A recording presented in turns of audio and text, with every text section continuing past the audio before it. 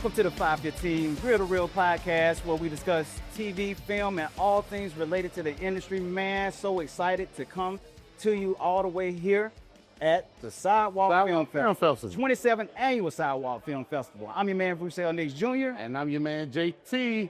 Man, we are so glad to have you guys here with us. And man, it's so excited to be here at Sidewalk. Yeah, man, Bruce, man, this is great. Like you said, the 27th Annual Sidewalk Film Festival right here in Birmingham, Alabama.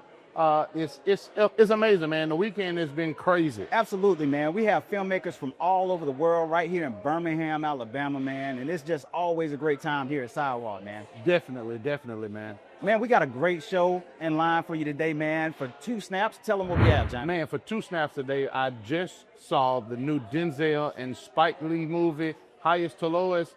We're going to talk about it. We definitely going to get into it on that one. Man, looking forward to that. For our Be Kind Rewind, man, we actually have a film that premiered last year. Screened here last year during the Sidewalk Film Festival. That's right. We don't have to go too far back for this Be Kind Rewind. So too far back. We have the amazing Exhibiting Forgiveness right here. We're going to talk about it for our Be Kind Rewind. Starring André Holland. That's right. Right outside of Birmingham in Birmingham, Alabama. That's right, man. Yep.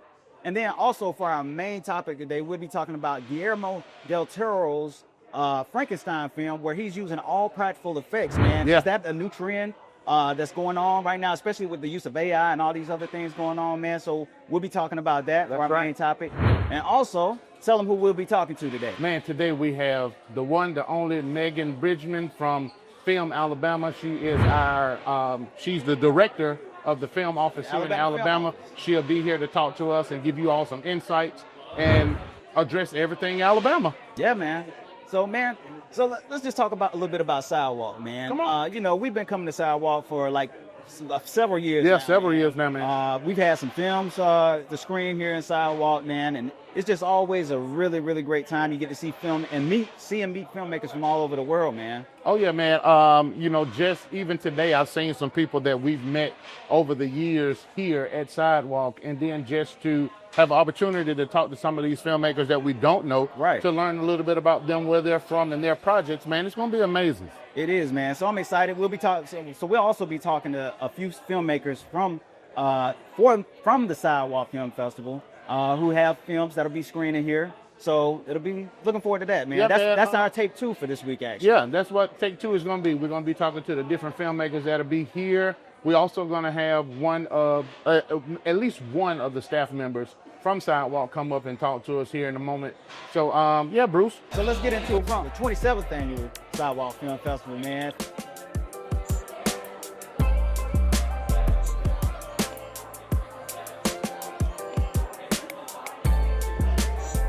All right, thank you guys for joining us here again. Here we have Adrian with us, the marketing manager. Is it manager? Is that correct? Manager, yes. Manager, the marketing manager for Sidewalk Film Festival.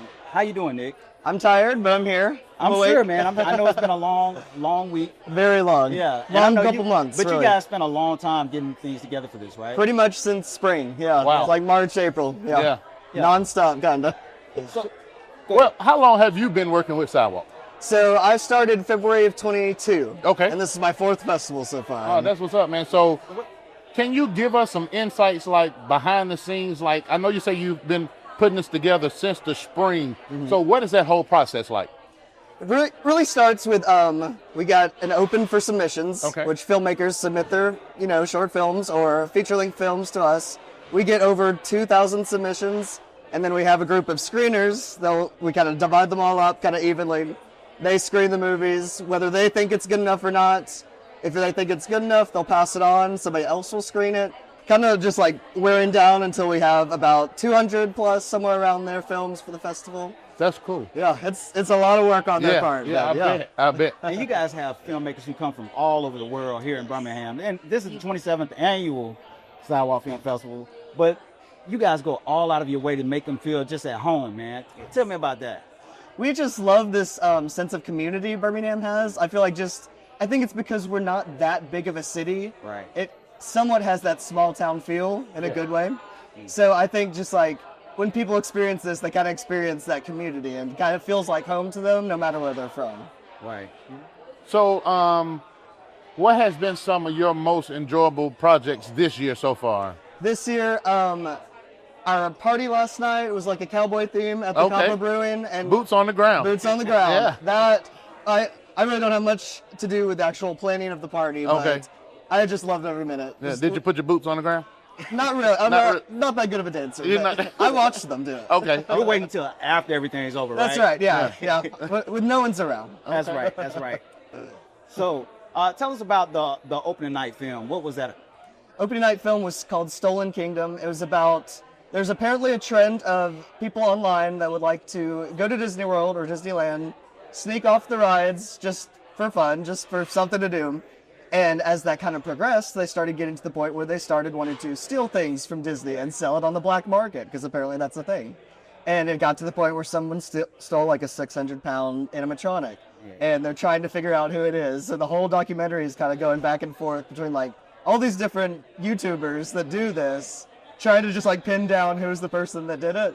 And it's so good, and it's just like such a good breakdown of like the darker side of the Disney parks and everything. But I loved it. It's very cool. The thing I love is that a lot of times you'll see films that screen here, and then you see them on Netflix. Right. You know, which is so cool for me, because I've seen some like in the years past, and then a few months later they're on Netflix. So it's always awesome to see like filmmakers' projects make it to Absolutely. the next level. We love that. Yeah. Yeah. So we're actually up here on the top on this rooftop having a good time this morning. Yeah, man. And so, how is it in this VIP experience for the filmmakers? So for the VIP area, it is open today 12 to 6. We will have refreshments. There's free beer, free coffee, music playing, things like that. And just honestly, just like a very cool and beautiful place to chill. That's cool, man. That's cool. I love the view here. So yeah, very cool. Well, man, Nick, we really appreciate your time. You know, we know you're very busy. We thank you for coming out and talking to us, man. All right? I'd love to. Thank you, Nick. Thank you. All right, man. Nick Adrian.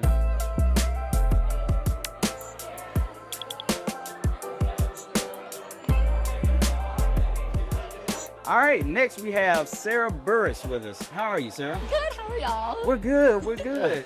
So tell us a little bit about yourself. Where you from? I grew up in Atlanta area, Marietta, which is like a suburb of Atlanta. Okay. And then I came to Birmingham for college at Sanford. Went back to Atlanta for a little bit for film stuff, but actually ended up coming back to Birmingham again. Okay. So I'm here now.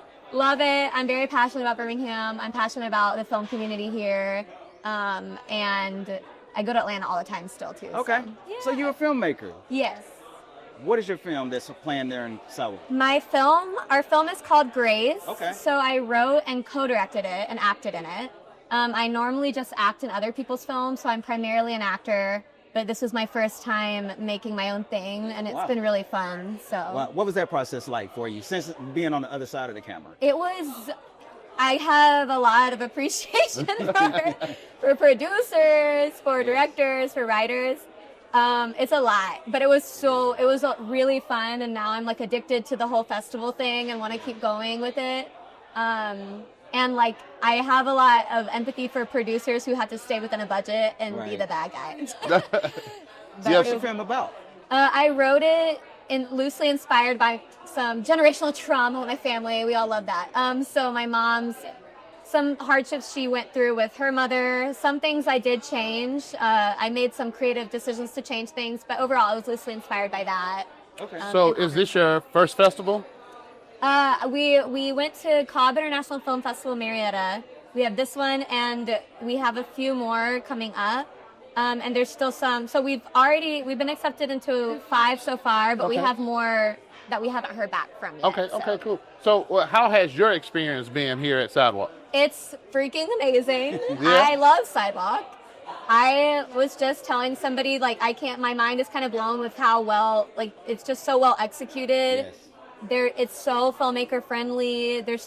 I've met so many people from Toronto, LA, New York, Chicago, Birmingham, Atlanta. Yes. So I just feel like, honestly, I think it's up there with some of the best festivals in the country. Good. I agree. Like the one thing I say this all the time, the one thing about Sidewalk is you have people from all over the world, filmmakers from all over the world here in Birmingham, Alabama, which is so cool to see. Yes. I mean, people, and the fact that so many people that I've met see it worth flying over from Canada. I met a guy from Belgium whose film is in the festival. We actually worked on that project. No way! Yeah, we actually worked on that project. Part of stuff, is it? It's the Sun Ra project? Oh, so that was another one. Oh, wow. Okay. Yeah, there was another guy, I think from Belgium. I think his is called Heart of Stone or something. I don't want to butcher the name, but I mean, that just shows like how international the festival really is, which is awesome. It's always a great time here in Birmingham, but like for people who have not attended, especially filmmakers, what would you say to them about the Sidewalk Film Festival? You should go. If you haven't attended, if you live in Birmingham, like I'm a little biased, but I do think Sidewalk is the most fun event Birmingham puts on. Yeah. I'm biased, but it's so fun. Like, and Friday night, like the way that they shut down a few city streets downtown and just like, it's just a huge block party that spans downtown, and it's always so awesome. Fun, and it's just such a great way to support the arts and local filmmakers. So you should absolutely go, and that's all I have to say about that. All right. One more question for you. Okay. What's next? I am currently writing a proof of concept pilot. So I can't say yet about what it's about, but it's going to be a comedy. So this Grace was a heavy drama. Okay. I'm now trying to write comedy. And showing diversity. Yeah. Thanks. And my goal will be to crowdfund for that, hopefully in February. And then after I crowdfund for it, we'll shoot it as a proof of concept and then put it through festivals. And then the ultimate goal would be to get it picked up as like from distributors. But we'll see what happens. That's good. Well, Sarah, we appreciate you taking your time and coming sitting down with us on the 515 Real to Real podcast. Yeah. Thank you. Thank you. Sarah first, everyone. Thank you.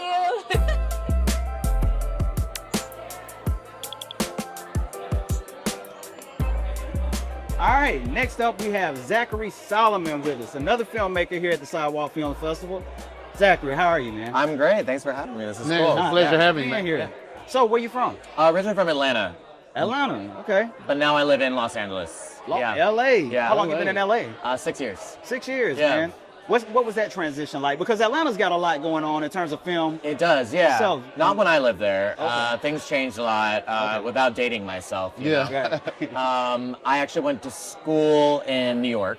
So I lived there for about 8.5 years and then moved to Los Angeles. So I've been kind of hopping all over the country. Wow. Yeah. So you're hitting all the markets. And yes, I am. Yeah. So with being in LA and traveling all the way back to Alabama for this film festival, why did you want your project to be a part of this festival? I mean, Sidewalk has just such a great reputation for indie films. I mean, it was highly recommended to me by so many people, and also, you know, I was looking for a really great place to have my, you know, Southern premiere, being from the South.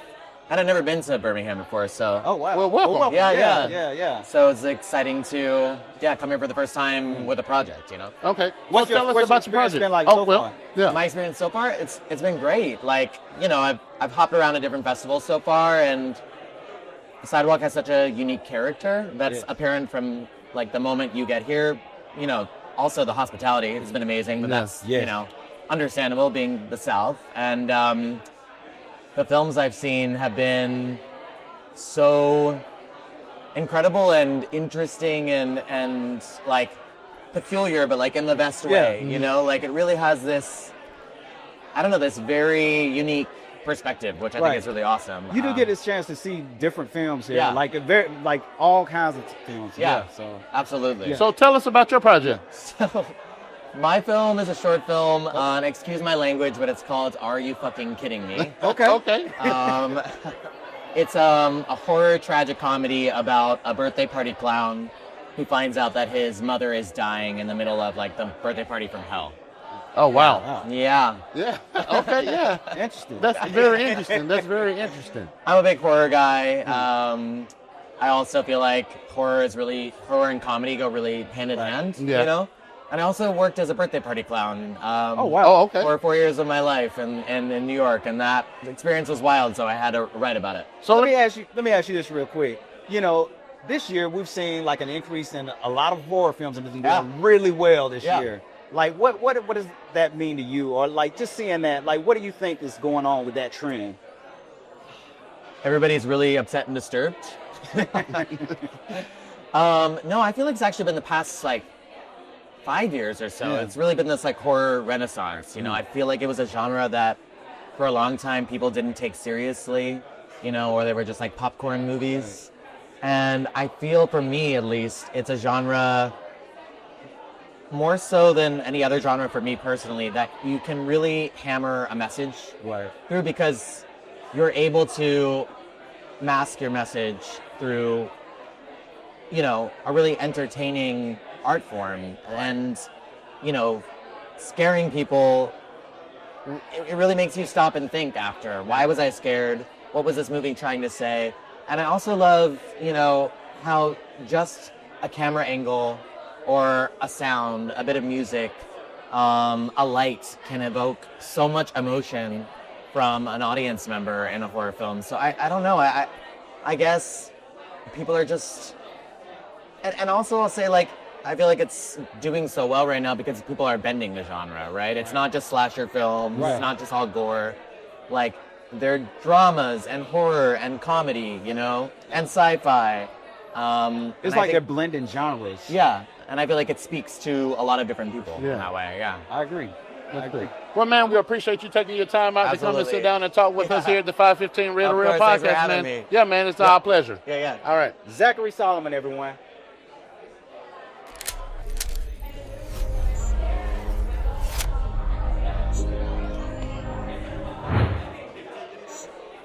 All right, man. So today on the 515 Real to Real podcast, we are honored to welcome a true leader in Alabama, a creative in the film industry, Megan Bridgman.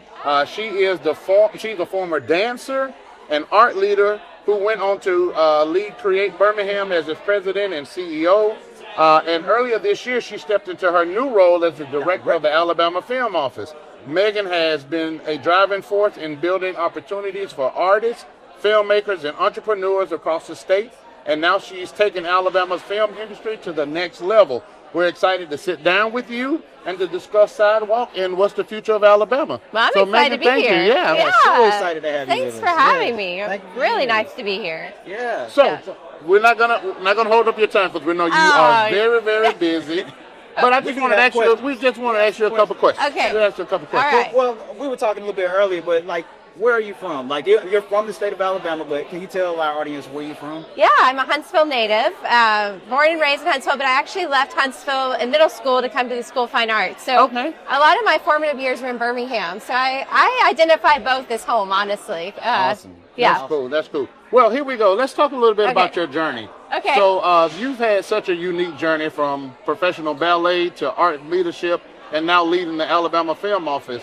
So how has those experiences shaped the way you approach this role? Yeah, that's a great question. I think because I was a performing artist for so long and in an industry that was often under-resourced, I think it gives me a real appreciation for people who are trying to make it in a gig economy. And how, as a state leader, how can we come together and support people in creative industries in a way that our talent will stay and thrive here? So I think it just gives me a really relatable point of view and understanding of how you're trying to make your ends meet as a creative. Okay. Yeah.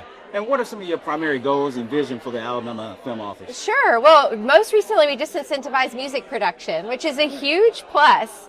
Really expanding from the film lane to creative industries and including music is a quick win for our office. I would love to expand our spending cap so that we're investing more money in the state. And then I'm trying to think of creative ways we could actually incentivize lower budget films so that we're really speaking to local filmmakers and local crew hires. That's going to be a longer road, but it's something I really care about.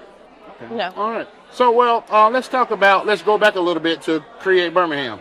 So when you think back on your time at Create Birmingham, what accomplishments are you most proud of that helped you prepare for your next chapter? Well, we dove right into film. So we really invested in expanding the film office, working on film policy across Jefferson County. So I noticed right away when a film would come to our region, they would accidentally touch 6 municipalities. Yeah. And they had no idea how to navigate that. They didn't know that in the morning they were in Homewood, in the afternoon they were in Birmingham. So I was really proud of the way that we started solving for that problem when people are coming to our region. I'm also really proud of the community arts programming. That's something that I cared a lot about and was able to partner with the city and our team and so many different entities in my time there. The most recent one before I left was the Joe Mentor Project. Yeah. And it was just really meaningful work that celebrated the best of Birmingham. Yeah. And what are some ways that you all promote and support local talent and filmmakers? At the Alabama Film Office? Yes. Yeah, at this point, I'm sorry, yes. Yeah, well, I could speak to either one. At the Alabama Film Office at this point, it's really promoting the crew. So when people are asking, the question I get the most, because really the people who call me want incentives, right? That's why they're calling our office. It's a bigger budget film. It's really assuring them that they can hire locally and bringing them to the region. So I always ask them to come. Our office will personally meet with them or contact the regional directors to meet with them and show them what's available locally and really, truly incentivize them to hire locally. That's our superpower as a state office. That's cool. Okay, Yeah. so what excites you most about the growth of the film industry here in Alabama? Well, there's nothing but opportunity. That's right. That's right. Because we're a small player, on the national stage. We have a fairly small budget, but it's still one that can make impact. So I think our opportunity for growth, I see a lot of films coming from Georgia. Mm-hmm. And the Georgia market is a little bit saturated. It's become expensive, maybe a little jaded. I don't want to speak for all of Georgia, but a lot of those filmmakers are finding it easier and less expensive and more friendly to come film in Alabama with a very competitive incentive package. Yeah. So I think there's a lot of opportunity for us to really hone in on that $5 million to $20 million window of smaller independent projects who need a home. Okay. Yeah. What are some of the biggest challenges you all face? I think greater investment is a bigger challenge. I think the chronic underestimation of our state is a big challenge because people don't think of Alabama as a place where you can find amazing creative talent and a beautiful, incredibly diverse background for your film. I mean, I think that getting over some of that stigma is a challenge for our office. And then for me, keeping our talent here, the brain drain is a real threat in Alabama. And I'm a boomerang. I left for 20 years and came back. And I want more of those stories or where people never feel like they had to leave. I don't want to lose our talent to Georgia or New York or LA. I want folks to stay here. Yeah, and that's how we feel. We say that all the time. We don't want to have to go to Georgia or LA or New York or anywhere like that because we feel there's so much talent that's here in our state. It's incredible the amount of talent in the state. Yeah, and so many stories untold still. Definitely. And you kind of alluded to it here a second ago, but again, what sets Alabama apart from other film hubs? Well, I think the easiness of filming is really, I know I already spoke to that a little bit, but if you're doing a location shoot, you can shoot for anything. You can shoot for New York City right outside these doors. Right outside. The only look I haven't been able to figure out is the desert. If y'all could figure that one out, let me know. That one, I don't know. So I think create one. You could try. The ease of moving and being here, it's a little bit less expensive. And then I think the eagerness of the workforce, that's a real asset. People want to go to work here. They want creative opportunity, and they're going to be excited and willing and capable to work on a variety of projects. Okay. And what are some of your top priorities? I know you touched on it a little bit earlier, but what are some of the top priorities of the Alabama Film Office moving forward? Yeah, I think, again, to really work on increasing the investment in the incentive package so we can invest more in the incentive program, and then getting this music program off the ground. That starts October 1st, so that's a whole new frontier. And hopefully we can reach that capacity and then grow it. And then really looking at the smaller budget sector to see if there's something that the state office could do that would be meaningful in supporting Alabamians and Alabama crew who are making films here. That's right. And we're here at the 27th Annual Sidewalk Film Festival. Like, how big is it that, this film festival has been going on for 27 years. You have filmmakers from all over the world coming here to Alabama. What does it say about Birmingham and Alabama overall that we have something like the Sidewalk Film Festival here? Well, hats off to Sidewalk. Yes, definitely. Wow. Like, the legacy and power of this organization just continues to amaze me. And the filmmakers I've met over the weekend and the people who come here, it's super powerful. I think Birmingham has a courageous history. It's an amazing place. I think when you are here, it's palpable, right? Like, you can feel the energy in the city. There's a lot to offer, and I'm not surprised Sidewalk's done so well. I think it's that hurdle of getting people to come here and be part of the scene and really see it, and then it's like an aha moment. It clicks for them once they get here. So, and Birmingham, of course, is near and dear to me because I spent so many years here and reside here, but all over the state. I mean, I was just in Muscle Shoals, and there was an aha moment for me there where I was like, oh my gosh, the music legacy here. I think there's a lot of stories in our state, and Birmingham is a powerful part of that story. Yeah. That's cool. So let me ask you this. So when you think about Alabama 5 to 10 years from now, what's your vision for the state's creative economically? Well, of course, I hope it's thriving. You know what I hope? I hope it's a place that people aren't surprised to hear that there is creative talent and a bustling film industry. I hope it's a known entity in 5 to 10 years, and people are like, "Oh yeah, of course, Alabama." That would be awesome. Yeah, definitely will be happening. It won't be one office alone, though. I have to say, like, all of these regional efforts and local filmmakers and people like yourselves who are investing your own time and talent will be part of that change. Yeah. All right. So I think we may have a role for you in one of our next projects. So we'll be reaching out to you, okay? I think you could do better. Well, I want to thank you for taking the time to come out and sit down and talk to us. We know you are very busy. Oh, no. And we really do appreciate it. It's an honor. Really well, it's so great to be here, and thank you guys for what you're doing. Thank you. Thank you so much. Megan Bridgman.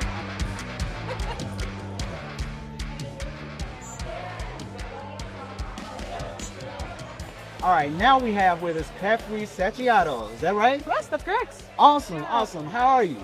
Doing well, thanks. How are you? I am doing very well. Thank you for joining us. Yeah, thank y'all for having me. I appreciate it. So where are you from?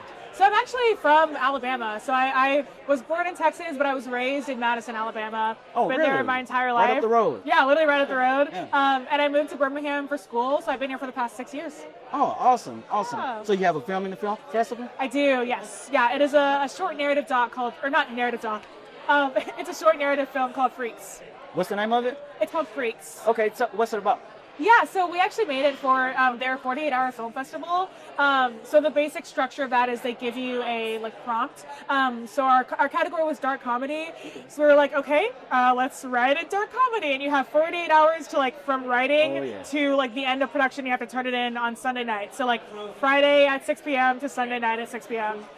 So Freaks is essentially about a blind date that goes horribly wrong when the date realizes that her date has actually kidnapped the person that she's supposed to be going on a date with, and he is upstairs trapped in the bathtub. Wow. Yeah, it's a weird one. So, how long have you been a filmmaker? Yes, I've been a filmmaker really since high school. In high school, I made a lot of really short, fun, narrative films with my friends. But I didn't really start getting into film sincerely until college. I went to UAB, and so I studied film at UAB. Okay, go Blazers. Go Blazers. Blaze That's on. right. Yeah. All right, so what has your experience this year at Sidewalk been? It's been really awesome. It's been so special. Sidewalk is my favorite time of year, every single year without fail. So it's been really special, and I'm very thankful that we were able to get our film in it as a 48-hour film. Since we won the 48-hour film festival, we were able to actually be at Sidewalk as filmmakers, and it's just really special. It's always so much fun. That's great. So you won the 48 hours. Oh man, congratulations! Thank you. That's I great. appreciate it. Thanks. That's great. So what's next? That's a great question. I'm working on a couple different things. I'm working on some documentary projects. Working on one currently called Shame Me Harder, which is about sexual stigma in the South.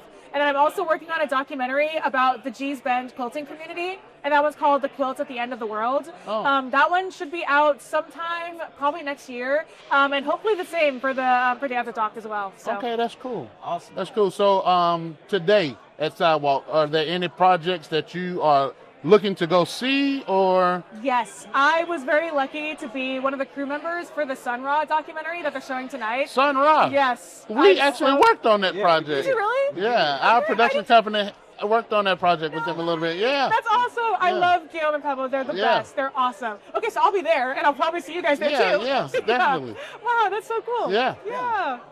Well, man, we want to thank you for joining us here at the Sidewalk Film Festival. Is there anything else you want to say to people who may not have come or may not have been able to had a chance to come to the Sidewalk or attend Sidewalk? What would you say to those people?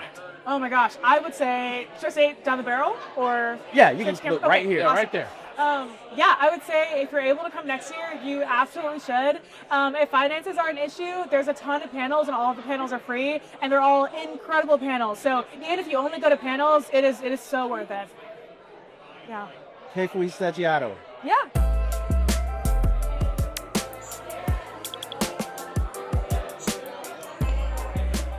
All right, we're back here at the Sidewalk Film Festival, 27th Annual Sidewalk Film Festival, and I believe JT has a question of the day for you. Yeah, man, I do have a question for you today, and I promise you, I'm gonna get you this time.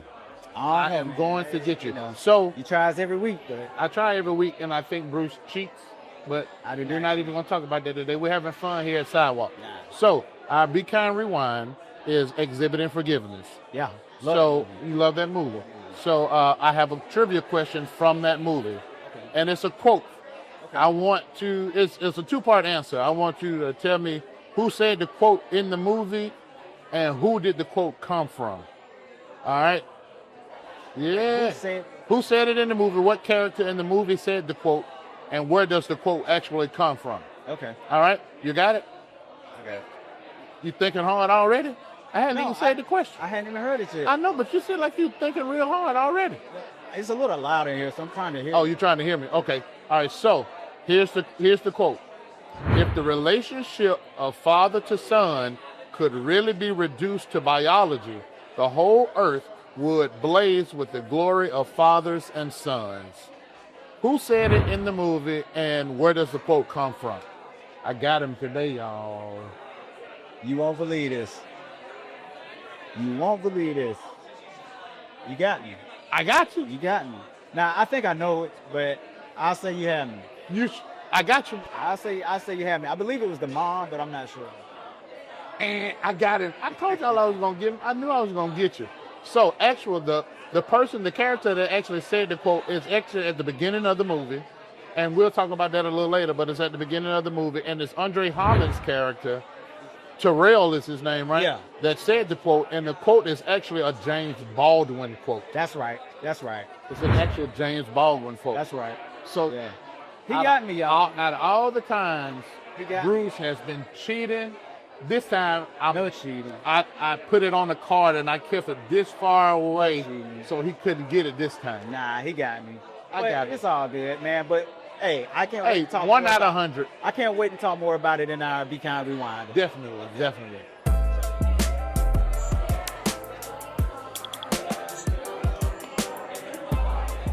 All right, now we have Terry Rietta with us here at the Sidewalk Film Festival in Birmingham, Alabama. How you doing, Terry? I'm good. Nice to be here. Pleasure. Like, where are you from?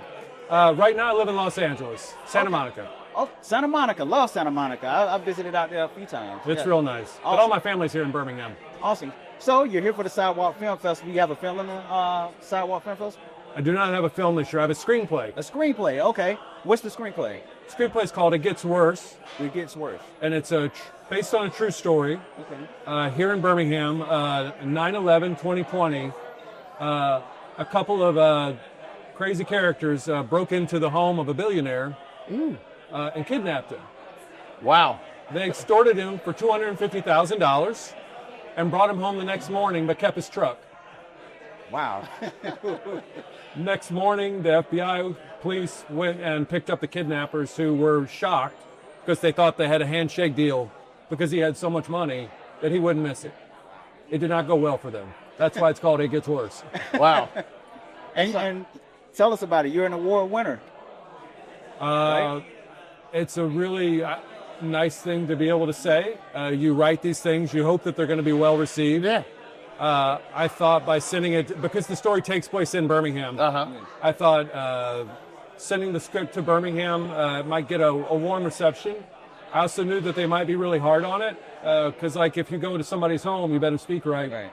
So I was really pleased that it did okay here. I'm really excited to be here. This is your first time in Birmingham? Oh, no, my mom lives here, my uncles live here. Okay. My uncle was the lawyer of the billionaire. Wow. Oh, wow. Okay. So that's how I got a chance to speak with him. Yeah. So did you send your screenplay to other festivals this year as well? I have. This is the first one that we've heard back from. That's cool. That's great. So hopefully it does well some other places. Yeah, I believe it will. Just from hearing what it's about, I would love to watch it. I would love to watch that. So, yeah, man. So what's next for the screenplay, though? I mean, next is the process of trying to find money. I have a producer attached in Los Angeles who's been helping me out. We have a schedule. We have a tentative budget. We have cast ideas.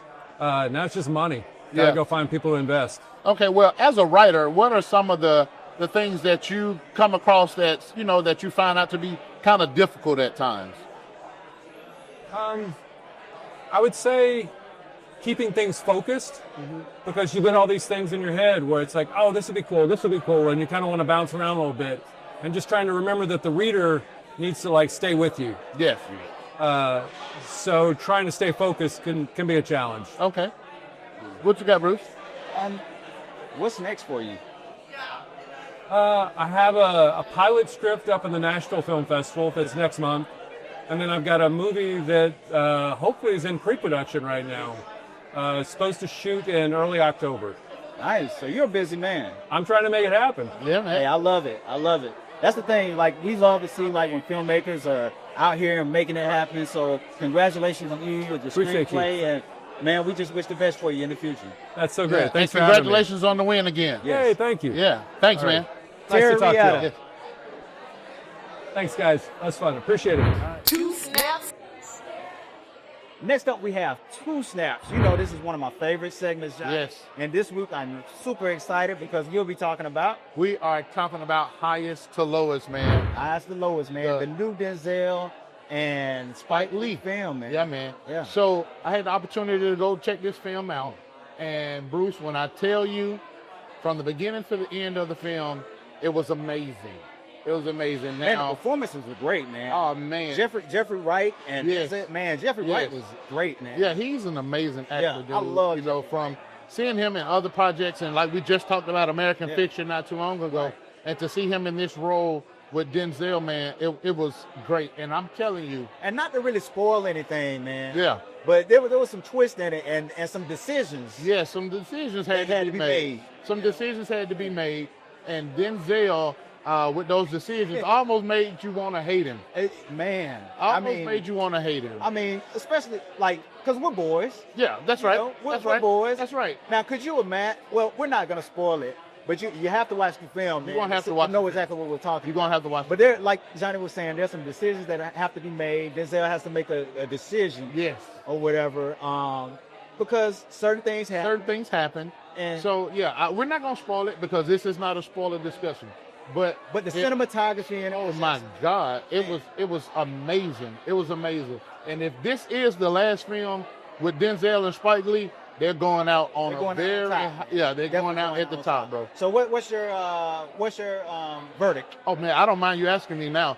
I give it 2 snaps all day Man, long. without a question. 2 snaps for me too, man. So That's what's up. Man, love this film and super excited for Spike Lee and Denzel. And man, if this, like you said, if this is how they gotta go out, that's how you go That's out. how you go out.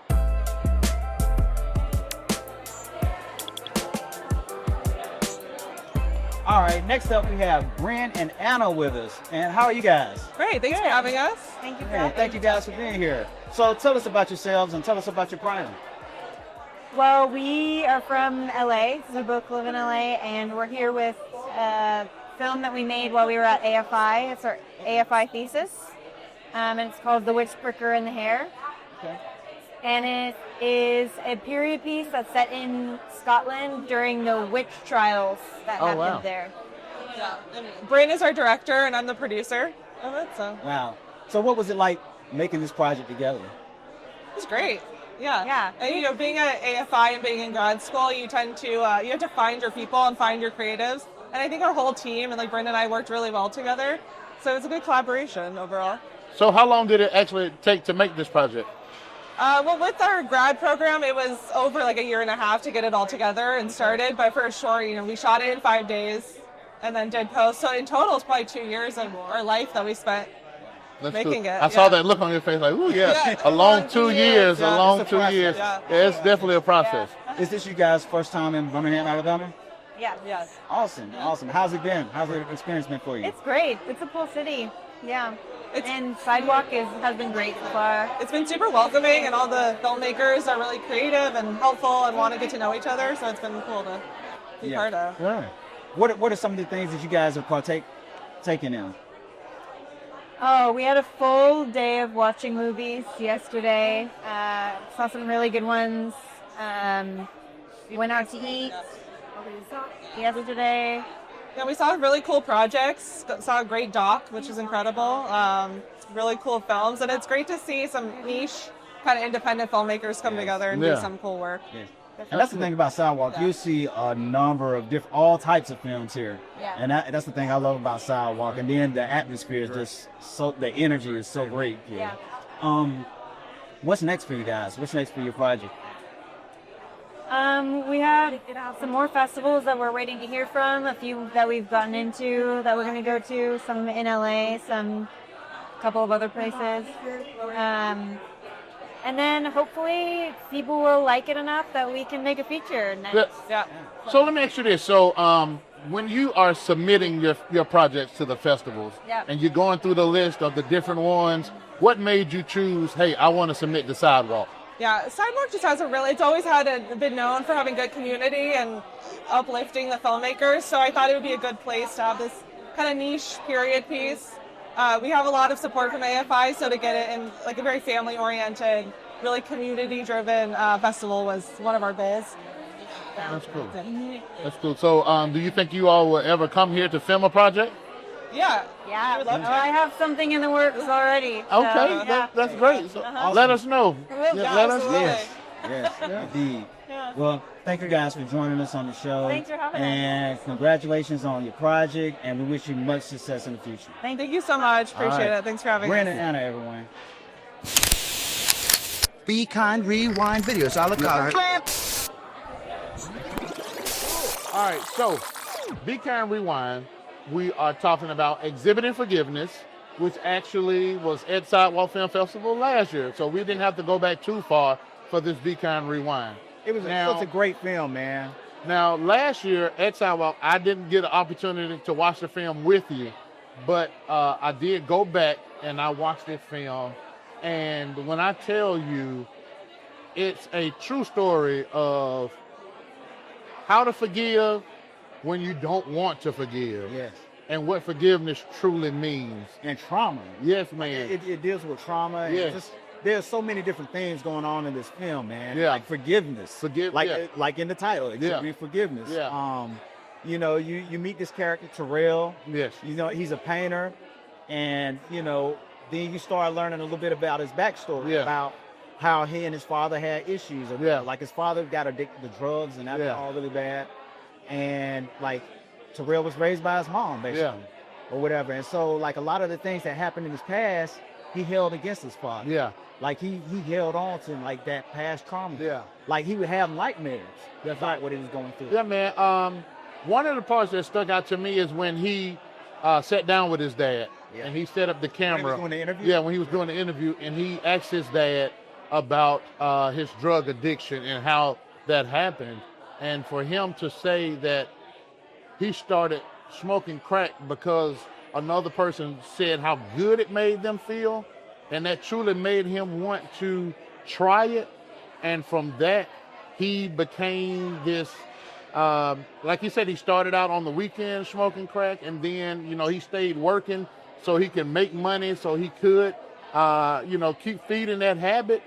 And just the way his life turned out, man, the way he did Terrell, the way he did his mom, and the young lady that played his mother.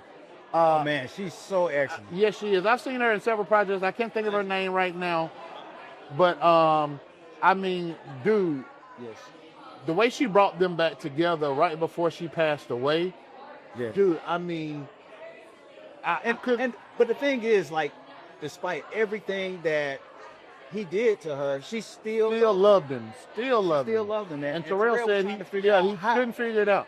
But you know, in that first, man, I was kind of confused on not confused on the name of the movie, but then once I really got into it and saw that his work was the exhibiting, his exhibits was the way he coped with his dealing with. Because he put his feelings on the canvas. Yeah, man. Yeah, man. It was a great one. It was a great one. So if you haven't seen Exhibiting Forgiveness, please go and watch that film. And starring André Holland, who is from Alabama. That's right.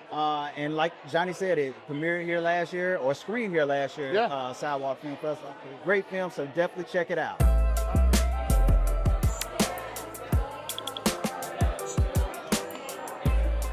All right, still here at Sidewalk Film Festival, and we have Adrian and Fitch with us, man. How you guys doing, man? Blessed, man. Having a good time. Awesome, man. Like, what do you guys think about Sidewalk Film Festival, man? Is it your first time? Yeah, it's my first time. His first time as well. I think this is like probably one of the most interactive film festivals I've ever been to. In terms of like the activities you set up for us to like bond as filmmakers, and just like all the aspects of being able to even walk around the city and keep everything in close proximity. It's allowed my experience to feel very full and rich. That's cool. Even in Birmingham culture. Yeah. Now, I hear a little accent. Where are you from? We Toronto. are from Canada. Yeah. From Canada. What part of Canada? So he's from Toronto. I'm from Ottawa. So Okay. pretty close proximity. That's cool. Yeah. That's real cool, man. So, Canada? I've been there before, years and years ago, and I actually have a friend there now, and all we do is talk about film and television. We actually met because of a TV show, and we stay in touch all the time now. So, yeah, she keeps trying to get me to come up there because I love the cold, I love the snow, so hopefully one day I'll get up there and we'll Hey, man, get come a chance up. to go out and chill. So, come up. Yeah. So, being from Canada, and this film festival is in Alabama, what made you want to submit to Sidewalk?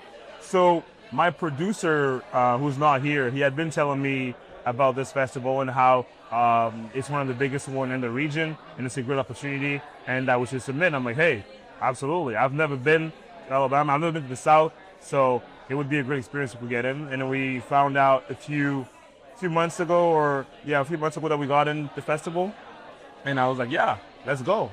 So how has that experience been so far here in the South, in Alabama? How's that experience? It's been great for me. Like, it was, I think that, like, not only just taking in the fact that we're here and that this is an area with so much culture and history. Like, when we arrived here a few days before our screening, we got the chance to, like, walk around the city, go to some of these historical places, take that all in, especially like the Black culture here. Yeah. And so that was already beautiful. And then obviously we had to go and try the food, just experience this world. Let me tell you something. The food. Yeah. And we love food. We love For real, you guys really put that sweet sauce in it, Yeah.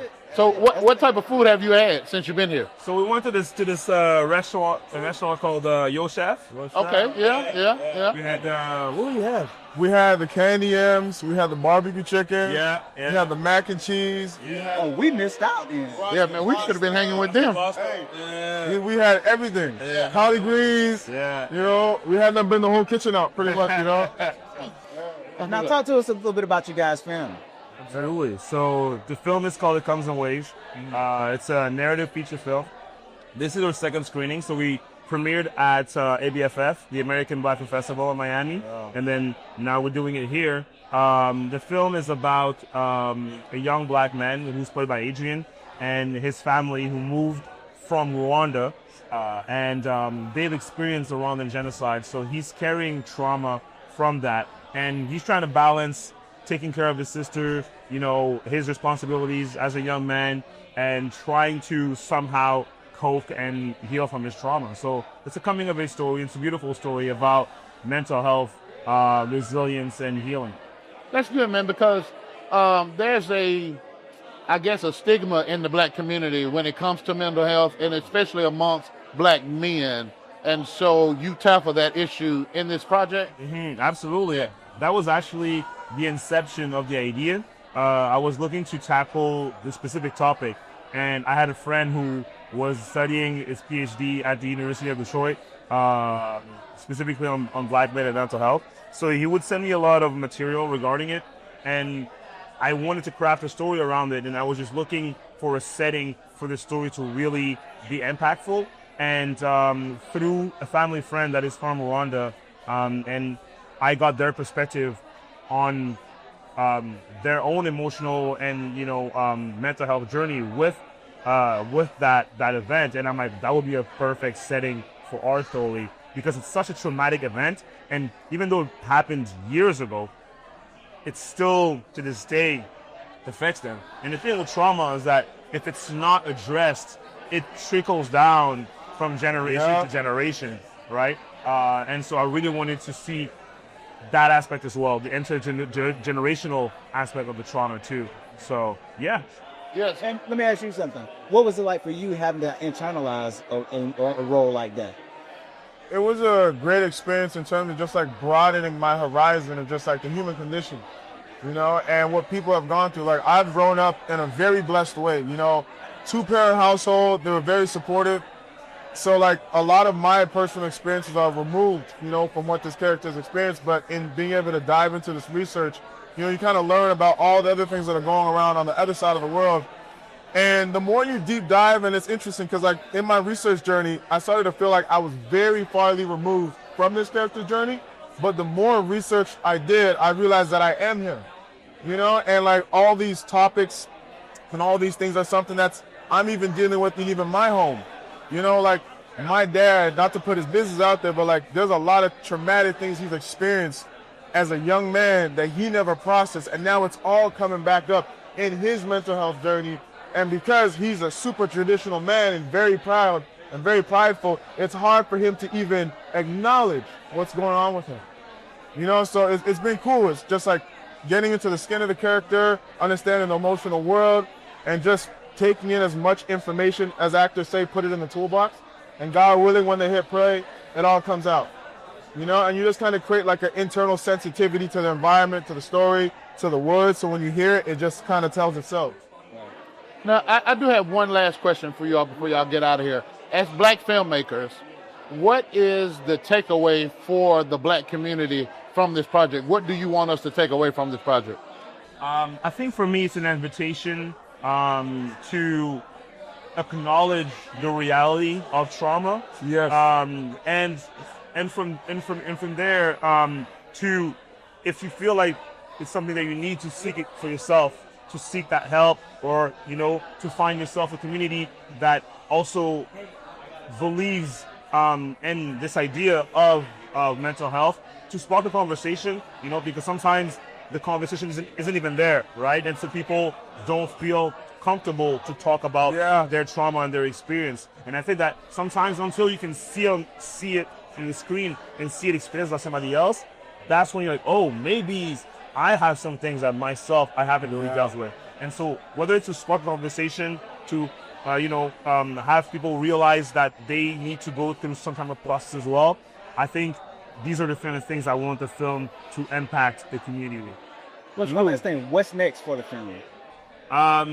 A lot more festivals. You know, we have about 4 or 5 already that we got confirmed. Some in Canada, some in the US, and then hopefully get US distribution so that we can have a release sometime next year. Awesome, for sure, man. Well, congratulations on the film, man. Thank you guys for joining us on the show, and we wish you much success in the future. Thank you very much, Vic. Nice to meet you as well, man. Adrian and Fitch, everyone.